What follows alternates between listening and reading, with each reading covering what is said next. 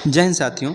आज हमारा जीएस का प्रैक्टिस सेट नंबर 1 है। देखिए यह जो प्रैक्टिस सेट है ना, ये यूपीपी एग्जाम को देखते हुए तैयार किया गया है। ठीक है, चलिए देखिए पार्ट 1 में हमने 1 से लेकर 37 तक जो कि हिंदी क्वेश्चन के थे उसको हमने किया है। अब जो पार्ट बी है इसमें जीएस के क्वेश्चन है। ठीक है, अब क्वेश्चन नंबर 38 मतलब क्वेश्चन नंबर पहला हो गया जीएस का। 37 तो हमने कर चुका है हिंदी में। ठीक है, और 38वां क्वेश्चन से स्टार्ट करते हैं। कह रहा छात्रों के लिए समान अवसर सुनिश्चित करने के उद्देश्य से किस राज्य सरकार ने हाल ही में हर बच्चे के लिए हर अधिकार नामक अभियान शुरू किया है? तो वो उत्तर प्रदेश सरकार ने किया है। ठीक है, यानी ऑप्शन नंबर ए सही है।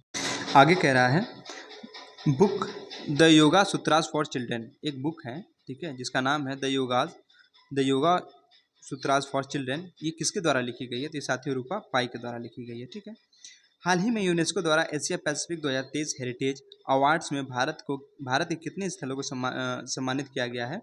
तो 6 स्थानों को। ठीक है, चलिए आगे चलते हैं क्वेश्चन नंबर 41 की तरफ। कह रहा है कि ICC cricket hall of fame में शामिल होने वाली पहली भारतीय महिला क्रिकेटर कौन बनी है? तो डायना एल्डोजी बनी है। कौन? डायना एल्डोजी, यानी ऑप्शन नंबर डी सही है। आगे चलते क्वेश्चन नंबर 42 का, उत्तर प्रदेश दिवस किस तिथि को मनाया जाता है? तो ये साथी 24 जनवरी को मनाया जाता है। कब? 24 जनवरी को। अच्छा, पूछ दे कि उत्तर प्रदेश जो है पहला मतलब अपना स्थापना दिवस किस वर्ष मनाया था? तो वो 2018 में मनाया था। ठीक है, यानी 24 जनवरी 2018 को पहली बार उत्तर प्रदेश अपना स्थापना दिवस मनाया था। आगे देखते हैं क्वेश्चन नंबर 43 क्या कह रहा है। कह रहा है निम्नलिखित में से कौन सा युग्म सही सुमेलित नहीं है? मतलब एक गलत है, बाकी 3 सही होंगे। देखिए कह रहा है महावीर स्वामी अभ्यारण्य ललितपुर में, ये तो सही है। लाख बहौसी अभ्यारण्य कन्नौज में, ये भी सही है। और रानीपुर वन्यजीव अभ्यारण्य चित्रकूट, ये भी सही है। लेकिन किशनपुर जो वन्यजीव अभ्यारण्य साथियों बलरामपुर में नहीं है। ये कहाँ पे है? ये लखीमपुर में है। ठीक है, तो हमसे क्या गलत ही पूछा था, तो ऑप्शन नंबर सी हमारा इसका जवाब हो जाएगा। क्वेश्चन नंबर 44 कह रहा है कि निम्नलिखित में से कौन सा सिंधु घाटी सभ्यता का स्थल उत्तर प्रदेश में स्थित है? बताइए कौन सा इसमें है? जो हुलास है ना, ये उत्तर प्रदेश में स्थित है। बाकी रोपड़ आपका पंजाब में है, बनावली हरियाणा में है। ठीक है, चलिए क्वेश्चन नंबर 45 की बात करते हैं। कह रहा निम्नलिखित गुप्तकालीन मंदिरों में से ठीक है कौन सा मंदिर उत्तर प्रदेश में स्थित है? जो देवगढ़ का दशावतार मंदिर है ये आपका उत्तर प्रदेश में स्थित है। अच्छा, है कहाँ पे? ये जिला भी तो पूछ सकता है ना, तो ललितपुर में है। कहाँ पे है? ललितपुर में। आइए ललितपुर के बारे में कुछ बात बताते हैं आपको। देखिए जो ललितपुर है ना, उत्तर प्रदेश का एकमात्र ऐसा जनपद है साथियों जो कि मध्य प्रदेश से 3 तरफ से घिरा हुआ है। ठीक, और ललितपुर ऐसा जनपद है जो कि यूपी के मात्र एक जनपद से अपनी सीमा को साझा करता है। अब वो कौन सा जनपद है? वो होगा झांसी। ठीक है, तो देवगढ़ का दशावतार मंदिर कहाँ पे है? ललितपुर में। और ललितपुर कहाँ है? यूपी में। ठीक है, तो कौन सा? गुप्तकालीन मंदिर है। आते हैं अगले क्वेश्चन पे। क्वेश्चन नंबर 46 कह रहा है कि उत्तर प्रदेश में एक जनपद एक उत्पाद योजना मतलब ODOP योजना मतलब वन डिस्ट्रिक्ट वन प्रोडक्ट की बात कर रहा है। तो उत्तर प्रदेश में एक जनपद एक उत्पाद योजना के आधार पर निम्नलिखित युगों में से कौन सा सही सुमेलित नहीं है? देखिए अमेठी मुंज उत्पाद सही है, आगरा चमड़ा उत्पाद ये भी सही है, और गौतम बुद्ध नगर रेडीमेड कपड़े ये भी सही है। लेकिन लकड़ी के जो खिलौने साथियों ना, ये चित्रकूट में ODOP योजना के अंतर्गत जाने जाते हैं। ठीक है, तो लकड़ी के खिलौने मतलब चित्रकूट में। ठीक है, अच्छा बागपत में तब क्या है? बागपत में साथियों होम फर्निशिंग गुड्स का काम होता है। ठीक है, चलिए आगे चलते हैं। क्वेश्चन नंबर 47 कह रहा है प्रसिद्ध भारतीय तबला वादक का नाम बताइए जिनका जन्म उत्तर प्रदेश के वाराणसी में कबीर चौराहे के पास हुआ था, बनारस घराने से संबंधित है। ठीक है, वो कौन से हैं? तो पंडित किशन महाराज। ठीक है, पंडित किशन महाराज जी है ना, ऑप्शन नंबर डी। देखिए निम्नलिखित में से कौन सा त्यौहार उत्तराखंड में मनाया जाता है? तो जो फूलदेई है ना, उत्तराखंड में मनाया जाता है। ठीक, तो हमने क्या बताया आपको कि उत्तराखंड में कौन सा त्यौहार? फूलदेई मनाया जाता है। अच्छा, एक चीज़ और पूछता है कि फूलों की घाटी कहाँ स्थित है? तो साथ ही फूलों की घाटी भी हमारी उत्तराखंड में स्थित है। ठीक है, चलिए क्वेश्चन नंबर 49 कह रहा है विधान चंद्र राय पुरस्कार किस विषय में दिया जाता है? तो जो साथियों दिया जाता है चिकित्सा के क्षेत्र में दिया जाता है। ठीक है, ऑप्शन नंबर डी हमारा बिल्कुल सही है। क्वेश्चन नंबर 50 कह रहा है राष्ट्रीय सांख्यिकी दिवस प्रत्येक वर्ष 29 जून को किसकी जयंती के रूप में मनाया जाता है? तो PC महालनोबिस की जयंती के रूप में मनाया जाता है। ठीक है, नहीं ऑप्शन नंबर डी। सीरिया की राजधानी बता दीजिए। ठीक है, सीरिया की राजधानी, तो सीरिया की राजधानी क्या है साथियों? दमिश्क है। क्या है? दमिश्क है। ठीक है, क्वेश्चन नंबर 52 कह रहा है गुजरात के किस शहर में ऊपरकोट बौद्ध गुफाएं स्थित हैं। ठीक है, तो कौन कहाँ पे साथियों ये है, जूनागढ़ में, यानी ऑप्शन नंबर सी बिल्कुल सही है। 53 में देखिए क्या कह रहा है कि निम्नलिखित में से कौन सा देश सार्क संगठन का सदस्य नहीं है। देखिए पाकिस्तान भी है, नेपाल भी है, भूटान भी है, लेकिन चीन नहीं है। ठीक है, सार्क में कौन कौन से देश आते हैं। पहली बात, सार्क जो है 8 देशों का संगठन है। इसमें कौन कौन से देश हैं, देखिए भारत है, बांग्लादेश है, भूटान है, नेपाल है, पाकिस्तान है, अफगानिस्तान है, मालदीव है और श्रीलंका है, लेकिन चीन नहीं है। अगर हम बात करें सार्क की तो दक्षिण एशियाई क्षेत्रीय सहयोग संघ के नाम से जाना जाता है। ठीक है, इसका पूरा नाम यही है। अच्छा, अगर इसकी स्थापना पूछ दे आपसे, सार्क की स्थापना कब हुई थी, तो इसकी स्थापना जो है साथियों सार्क की, ये हुई थी आपकी 8 दिसंबर, ठीक है, 1985। स्थापना कब हुई थी, 8 दिसंबर 1985। ठीक है। अच्छा, अगर इसका हेडक्वार्टर आपसे पूछ दें, इस सार्क का हेडक्वार्टर कहाँ है, मुख्यालय, तो सार्क का हेडक्वार्टर कहाँ है साथियों, काठमांडू में। कहाँ पे है, काठमांडू। अब काठमांडू कहाँ है, नेपाल में। ठीक है, काठमांडू ये नेपाल में है।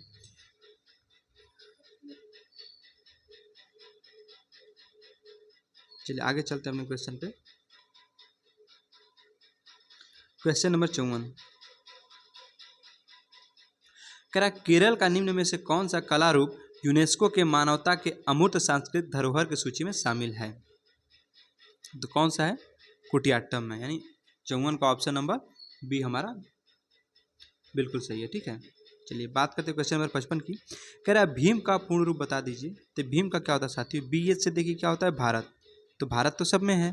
ठीक है, फिर हम कहते हैं आई से क्या होता है साथियों, आई से इंटरफेस होता है। ठीक है, यहाँ पे इनिशिएटिव दिया है, ये भी गलत है, इंटरमीडिएट भी नहीं होगा और इमीडिएट भी नहीं होगा, तो ऑप्शन नंबर डी हमारा सही है। तो आई फॉर क्या होता है, इंटरफेस, और एम फॉर क्या होता है, मनी। ठीक है, यानी पूरा इसका क्या फुल फॉर्म हो जाएगा, भारत इंटरफेस फॉर मनी, यानी ऑप्शन नंबर डी हमारा बिल्कुल सही है। क्वेश्चन नंबर 56, भारत ने जीएसटी के दोहरे मॉडल को किस देश से चुना है। ठीक है, किस देश से चुना है, तो साथियों कनाडा से चुना है। कहाँ से, कनाडा से। ठीक है, अच्छा पूछ दे आपसे जीएसटी का फुल फॉर्म क्या होता है, तो गुड्स एंड सर्विस टैक्स होता है। ठीक है, गुड्स एंड सर्विस टैक्स। चलिए क्वेश्चन नंबर 57 की बात करते हैं। कह रहा निम्नलिखित भारत की नदियों में से कौन सी नदी कर्क रेखा को 2 बार काटती है। अब बात करते हैं कर्क रेखा। कर्क रेखा होती क्या है समझिए, ये हमारी पृथ्वी है, ये हमारे इक्वेटर अर्थात 0 डिग्री। अगर आप देखिए, ये हमारा नॉर्दर्न हेमिस्फीयर होता है, ये हमारा साउदर्न हेमिस्फीयर है। अगर 0 डिग्री से आप 23.5 डिग्री ऊपर जाते हैं कहाँ, उत्तर में, तो यहाँ आपको कौन सी मिलती है, कर्क रेखा मिलती है। ठीक है, और अगर वहीं 0 डिग्री से 23.5 डिग्री आप साउथ में आते हैं तो यहाँ पे आपको मकर रेखा मिलती है। कौन सी, मकर रेखा। तो पूछ रहा है कि जो कर्क रेखा से आती है इसको कौन सी नदी 2 बार काटती है, तो वो कौन सी है, माही नदी है, जो कर्क रेखा को 2 बार काटती है ना, यानी ऑप्शन नंबर हमारा कौन सा, ए बिल्कुल सही होगा। क्वेश्चन नंबर 58 क्या कहता है, गेहूं की अच्छी खेती हेतु निम्नलिखित में से कौन सा परिस्थिति समुच्चय आवश्यक होता है। ठीक है, मध्यम ताप या मध्यम वर्षा। ठीक है, क्या होगा बताइए इसमें, या फिर मध्यम ताप या भारी वर्षा। अब साथियों भारी वर्षा होगी तो गेहूं तो वैसे ही डूब जाएगा, खराब हो जाएगा। ठीक है, मध्यम ताप तो सही है, लेकिन भारी वर्षा यहाँ पे गलत है। कह रहा है उच्च ताप। अब साथियों ताप उच्च होगा तो जल जाएगा, वो भी गलत है। उच्च ताप यहाँ भी गलत है। इसमें क्या होगा, मध्यम ताप और मध्यम वर्षा चाहिए होती है। गेहूं को क्या चाहिए होती है, मध्यम ताप। ठीक है, और मध्यम वर्षा चाहिए होती है, यानी ऑप्शन नंबर ए हमारा बिल्कुल सही है। क्वेश्चन नंबर 59 कह रहा है निम्नलिखित में से कौन सा एक नेपाल के पड़ोसी भारतीय राज्यों का युग्म है। ठीक है, तो देखिए क्या पूछा है, कौन सा नेपाल का, निम्नलिखित में से कौन सा एक नेपाल के पड़ोसी भारतीय राज्यों का युग्म है, भारतीय राज्यों का युग्म है। हरियाणा तो साथियों नहीं लगता है नेपाल से, है ना, क्योंकि नेपाल देखिए आपका जैसे ये भारत है, ये हमारा भारत देश है। ठीक है, बहुत अच्छा तो नहीं बना है, इधर हमारा नेपाल पड़ता है। ठीक है, और हरियाणा साथियों हमारा यहाँ है, तो यहाँ सीमा तो लगी नहीं रही है इसकी। ठीक है, तो पहला ऑप्शन तो गलत हो गया। चलिए आगे देखते हैं, असम और अरुणाचल प्रदेश। अरुणाचल प्रदेश यहाँ है और असम इधर है। उत्तर प्रदेश, जम्मू कश्मीर। अब जम्मू कश्मीर साथियों यहाँ पे है, उत्तर प्रदेश यहाँ पे है, तो इसकी भी सीमा नहीं लगेगी। असम की लगती है। ठीक है, नहीं सॉरी, असम की नहीं लगती है, इसमें सिक्किम की लगती है। ठीक है, नहीं सिक्किम की, देखिए यहाँ पे सिक्किम है, ये वाला ये सिक्किम की लगती है, और यहाँ पे बिहार है, इसकी लगती है। ठीक है, तो सिक्किम और बिहार अर्थात ऑप्शन नंबर बी हमारा बिल्कुल सही है। देखिए अरुणाचल प्रदेश की सीमा नहीं लगती है, ये इधर म्यांमार उससे लग जाती है, ठीक है। और जम्मू कश्मीर तो साथियों यहाँ पे है, तो उससे तो कभी लगेगी ही नहीं, जम्मू कश्मीर से इधर पे है ना। चलिए क्वेश्चन नंबर 60 की बात करते हैं। कह रहा है निम्नलिखित विकल्पों में से कौन सा एक सही सुमेलित नहीं है, मतलब क्या 3 तो सही है, एक गलत है, ठीक है, उसको बताना है आपको। नाथुला अरुणाचल प्रदेश में, लिपुलेख दर्रा उत्तराखंड में, रोहतांग दर्रा हिमाचल प्रदेश में, या पालघर दर्रा केरल में। तो क्या पूछा है, सही सुमेलित नहीं है।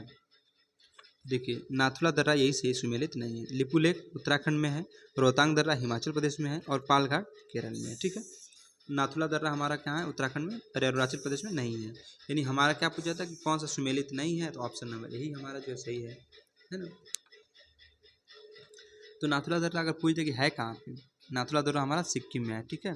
सिक्किम जो ये वाला उठा हुआ भाग है हमारा, तो यहाँ पे हमारा नाथुला दर्रा है, ठीक है। चलिए आगे देखते हैं।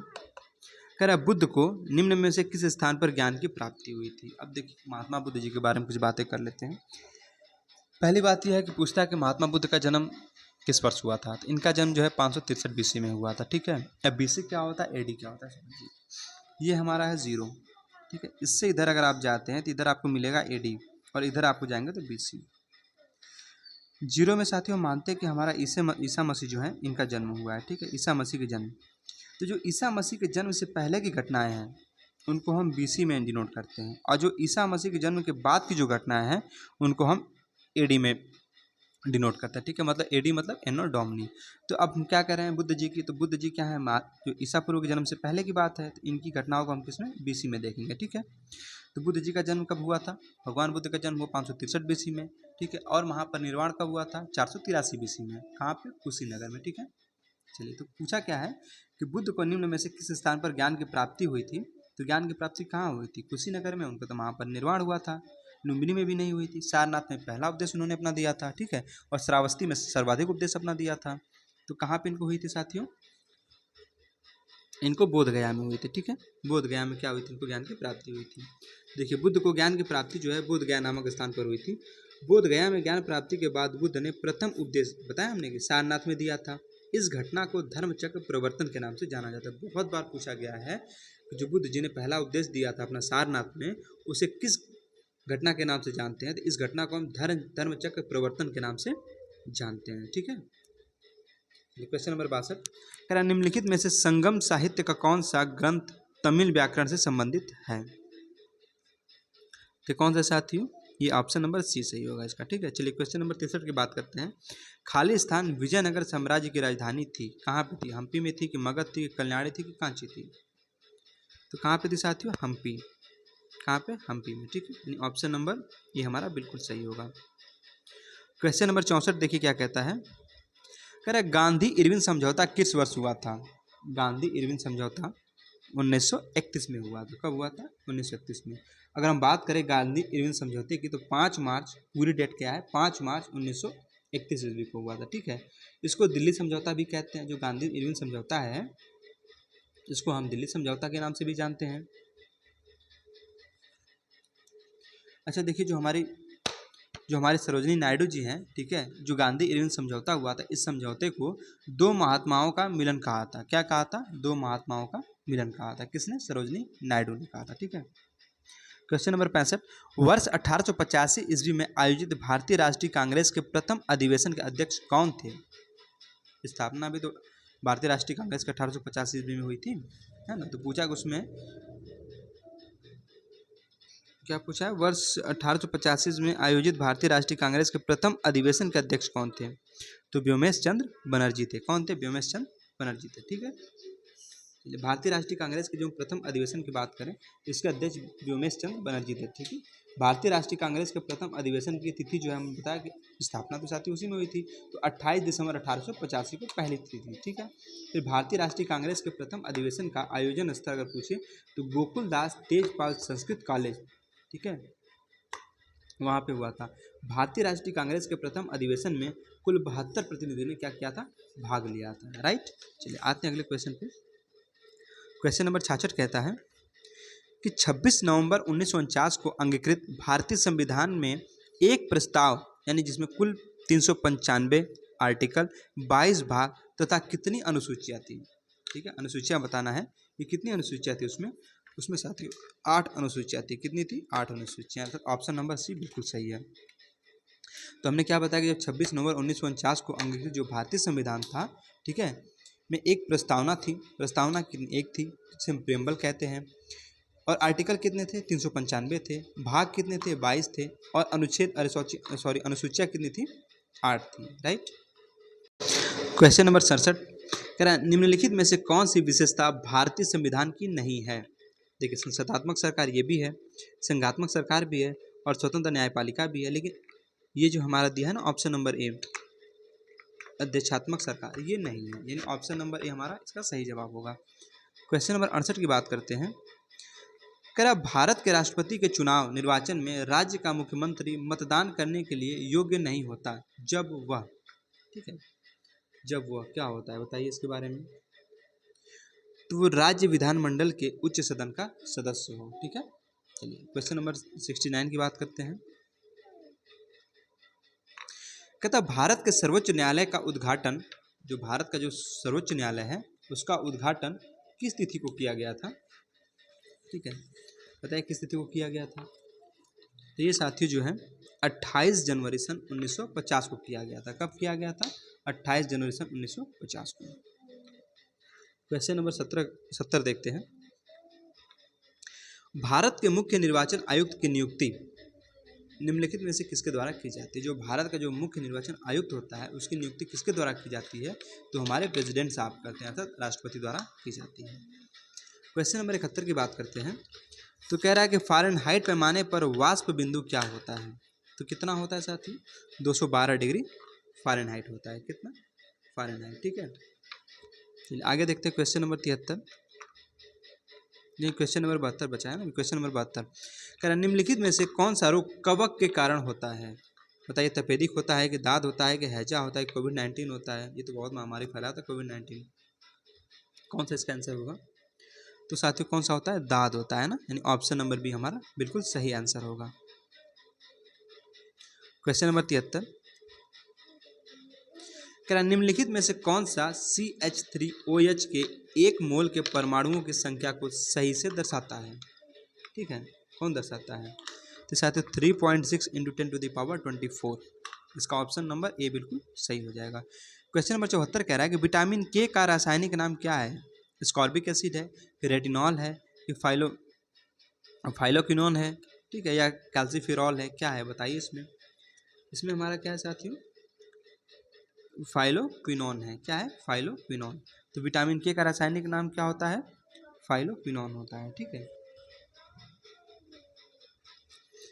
अच्छा अगर पूछे कि विटामिन ए का, तो विटामिन ए का रासायनिक नाम क्या होता है? रेटिनॉल होता है। विटामिन B1 का थायमीन होता है। ठीक है, और विटामिन सी का स्कॉर्बिक अम्ल होता है।